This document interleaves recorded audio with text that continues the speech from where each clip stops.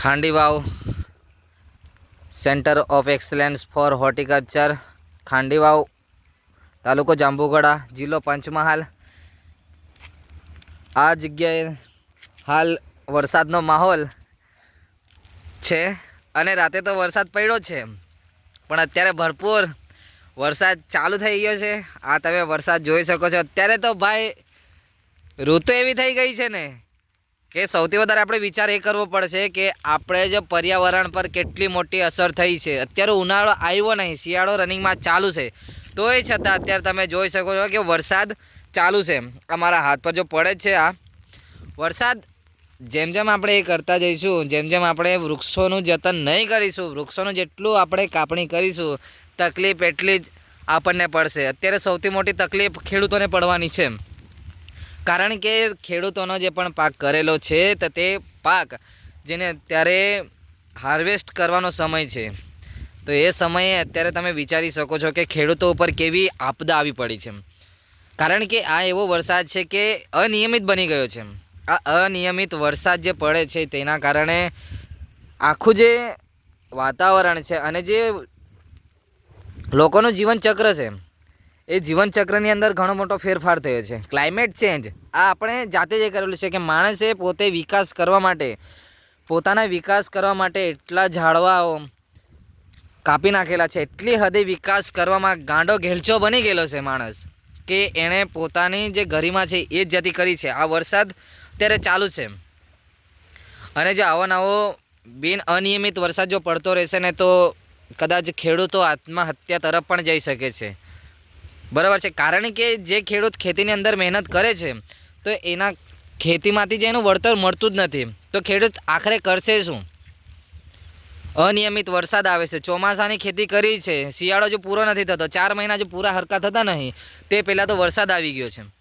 અને આવો અનિયમિત વરસાદ હોય ને જે પાક અત્યારે કાઢવાનો હોય તે પાક આપણે કઈ રીતે લઈ શકીએ? પછી એક ખેડૂતની તમે વેદના જાણી શકો છો. આ અનિયમિત વરસાદ છે, કારણ કે જો ગ્લોબલ વોર્મિંગ જેટલી આ હદે થઈ રહ્યું છે ને, તમે વિચાર કરો કે ભર શિયાળાની અંદર વરસાદ પડતો હોય તો તમે ઉનાળાની અંદર તો શું અપેક્ષા રાખી શકો? ભાઈ ઉનાળો, શિયાળો કે ચોમાસું કશું જ ખબર ના પડે એવી અત્યારે આ ઋતુની હાલત થઈ ગઈ છે. ગમે ત્યારે ગમે તે ટાઈમે વરસાદ પડે ને પડે જ છે. એમાં માણસ શું કરે તમે જ વિચાર કરો. હવે અત્યારે ગોવાર વાવીને મૂકેલા છે, હા સારું છે, અત્યારે વાવેતર આનું કરેલું છે તો એ ભાઈ ઉછેર થશે એનો, પણ જે પાક અત્યારે હાર્વેસ્ટ કરવાનો છે, બરાબર છે, જેની અત્યારે મકાઈ થઈ ગઈ છે, ઘઉં થયા હશે, બરાબર છે, એવા અનેક એવા પાકો છે જે અમુક વ્યક્તિએ શાકભાજી કરીને મૂકી હશે, તે એવા પાકોની અંદર ભરપૂર જોશની અંદર અત્યારે નુકસાન ચાલુ થઈ ગયું છે. ભાઈ આ અનિયમિત વરસાદનું કારણ છે. માણસે જેટલી ખલેલ કુદરતને પહોંચાડશે એટલો જ માણસ તકલીફમાં મુકાશે. કુદરત સાથે છેડછાડા નહીં કરો. જેટલું બને એટલું આપણી હદમાં રહીએ. માનવી જેટલો કુદરતના હદમાં રહીને કામ કરશે તેટલો જ આપણને સારું. બાકી તો ભવિષ્યની અંદર તમે ઘણા બધા આવા અખતરા આપણને નડેલા જ છે, બરાબર છે, તો આવા અખતરા ખોટા ના કરાય અને જેટલું બને એટલું આપણે ધ્યાન આપીએ, પર્યાવરણ ઉપર ધ્યાન આપીએ. બાકી આવું અનિયમિત જેટલું બનતું જશે, જેટલું હવાની અંદર પ્રદૂષણ ફેલાશે એટલો જ વરસાદ અનિયમિત બનશે, એટલા જ દુષ્કાળ આવશે, એટલા જ રોગો આવશે ને અસર માનવ ઉપર, સાથે સાથે પશુ પક્ષી જે જીવજંતુઓ છે એના ઉપર બી આની બહુ મોટી અસર પડવાની છે, બરાબર છે.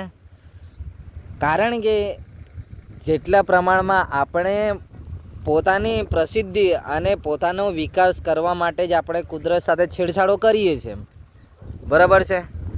તો અત્યારે તમે આ પહાડો જોઈ શકો છો. આ જેટલો પણ આ એરિયો દેખાય છે એની અંદર આ ગ્રામીણ ઇલાકો છે. ફક્ત એક આ બાજુનો પહાડ છે, આસપાસ એવું કશું જ નથી.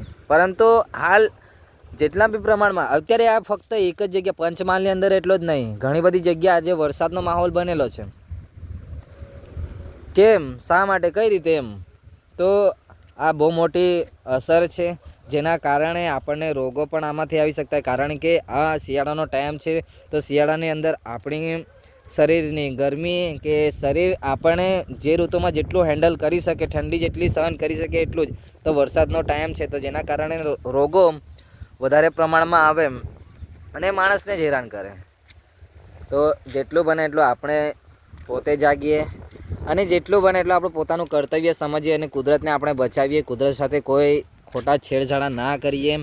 વૃક્ષો એની જગ્યા હોય જેટલા જ આપણને ઉપયોગમાં એટલા કાપો, ના ઉપયોગમાં હોય તો ભાઈ તેને રહેવા દો, તે એના સ્થાન પર જ રહેવા દો. જો એને વધારે આપણે છેડછાડી કરીશું તો સમય જતાં, અત્યારે તો હાલ શિયાળો ચાલે છે, ગરમી આવશે તો એના કરતાં વધારે ગરમી પડશે, તો વધારે તકલીફમાં આપણે જ મુકાશું. આટલું જ કહીશ. તો તમે અત્યારે જ્યાં પણ છો, મને જે રીતે તમે જોઈ શકો છો મારા વિડીયોની અંદર, તો ભાઈ અત્યારે તો સૂરજ પણ નથી દેખાતો કારણ કે વાતાવરણ તમે જોઈ શકો છો, બરાબર છે.